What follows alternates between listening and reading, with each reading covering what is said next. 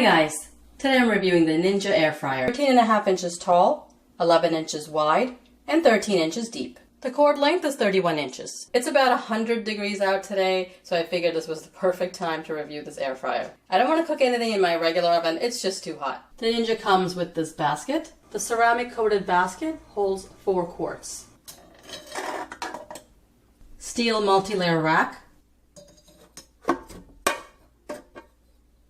And the ceramic coated crisper plate. The plate simply sits in the basket, just push it down.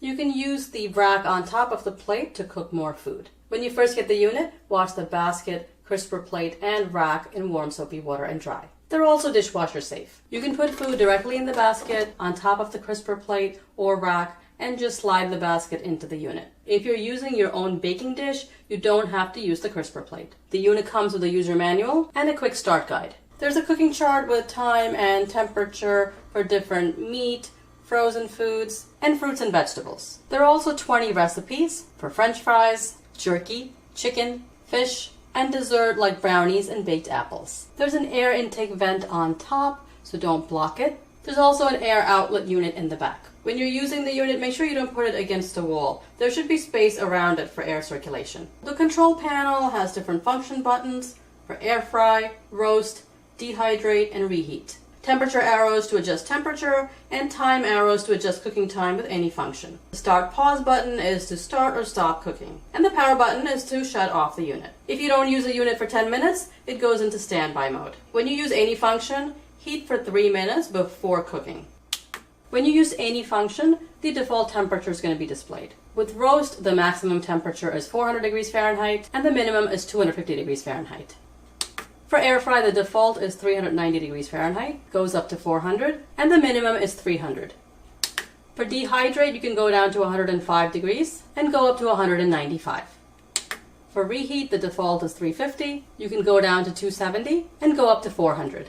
There's a handy sticker on the unit that gives you time and temperature for popular foods like chicken and French fries. When you're cooking, you don't have to use oil with any ingredients, but it'll look and taste better if you use about a tablespoon of oil. This is not meant to be used as a deep fryer, so don't put large amounts of oil in it.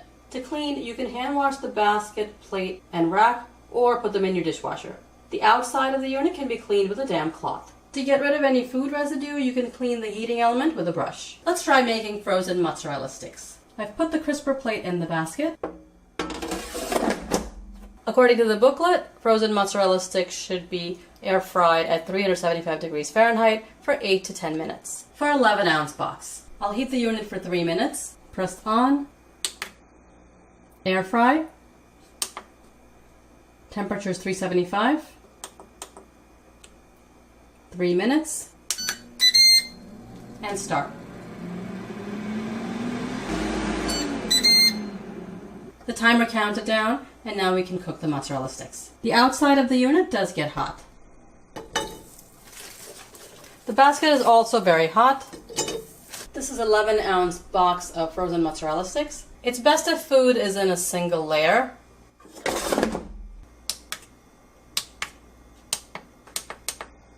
I've set it to air fry at 375 degrees in 8 minutes.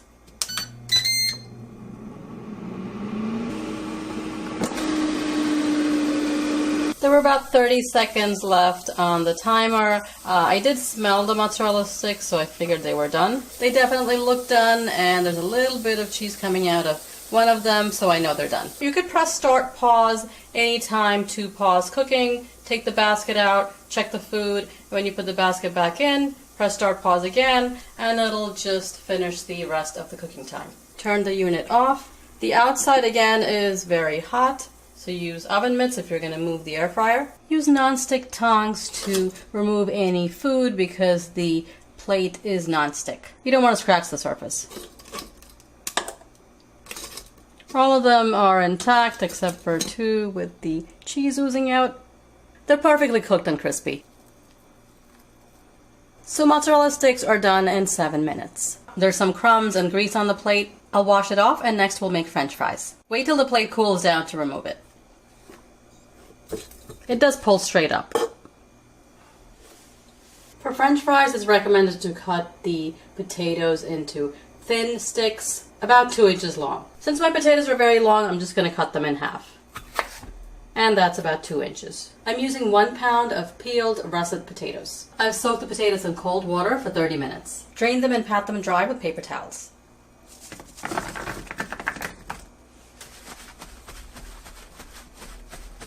Toss the potatoes with 1 tablespoon of vegetable oil or canola oil.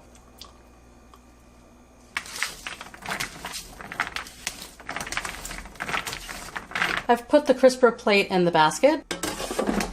I'll heat the unit for 3 minutes. 390 degrees. It's done preheating. Now we can put the fries in the basket.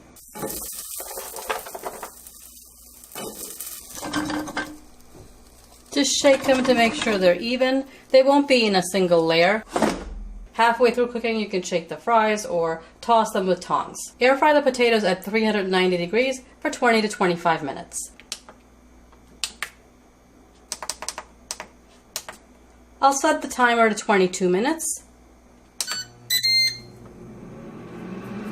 It's been 10 minutes. I'll press pause. Toss the fries.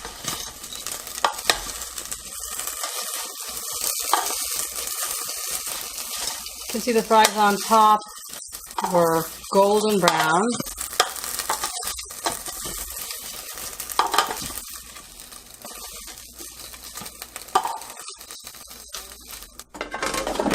Press start and it'll finish the rest of the cooking time. I'm going to go ahead and check the fries. I'll turn the unit off since the fries are done. So that was about 18 minutes. If I keep cooking these, I think they're going to get too dark.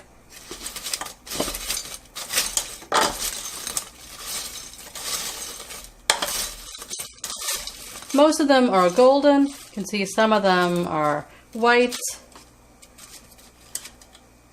but they are cooked.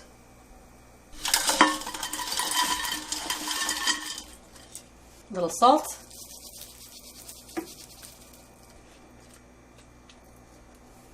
Most of them are crispy and they were done in 18 minutes. To get them very crispy, you have to let the fries get to this stage where they're very dark brown, but I think that some of them might burn if you let them cook too long, so I wouldn't recommend cooking them for more than 18 minutes. Definitely use a tablespoon of oil. If you don't, the fries will have a weird dry texture. Next, I'll make chicken wings. This is 2 pounds of wings that are washed and dried. I've cut the whole wings in 2 pieces into the drumettes and the little wings. I'll season them with salt, garlic powder, and ground black pepper. I'm not going to add any other seasonings because they're going in my sweet and spicy sauce. If you want that recipe, I'll put a link right below this video. Mix this up. The crisper plate is in the basket. To add oil or not is up to you, but I like to add a tablespoon of oil with the chicken wings so they have a nicer appearance. The skin just looks prettier and it'll be a little bit crispier.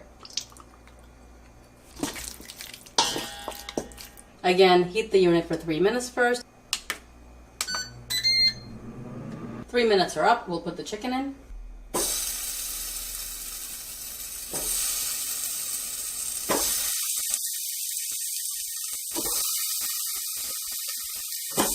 We'll cook them for 22 minutes and I'll toss them halfway. It's been 10 minutes.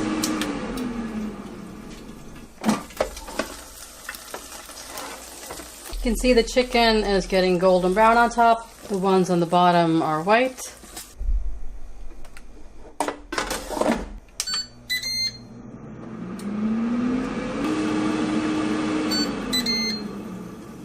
The chicken cooked for 22 minutes.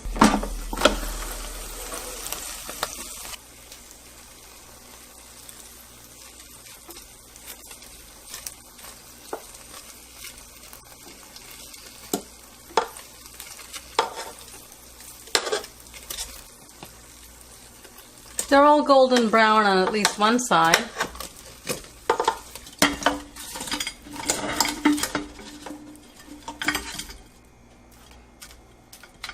Some of the oil from the basket came out, so it's best to just remove the chicken with tongs instead of pouring them out. The chicken is cooked and it's pretty tasty too.